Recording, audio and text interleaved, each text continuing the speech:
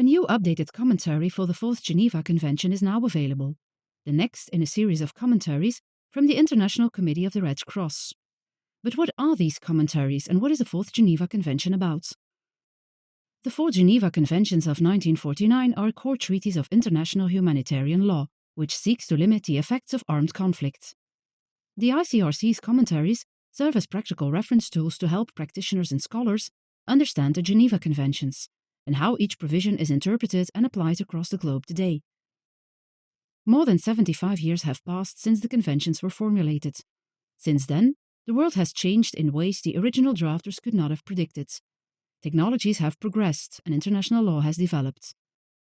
We have a better understanding of how armed conflict affects groups or individuals differently, based on, for example, their gender, age, or disability.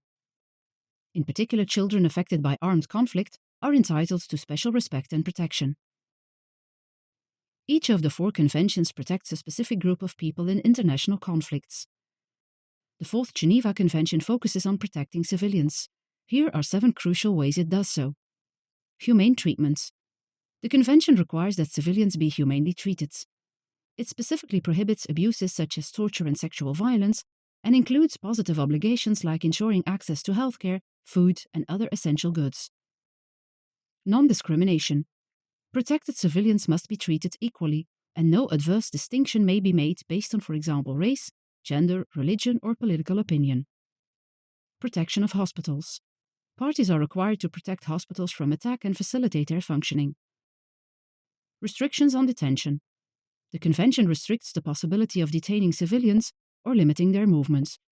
Civilians must only be detained when necessary for imperative security reasons, and measures must comply with strict legal conditions.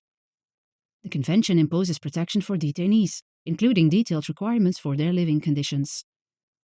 Protection in occupied territories. The provisions also extend to civilians within occupied areas, seeking to address their specific vulnerabilities. Accounting for the separated, missing and dead.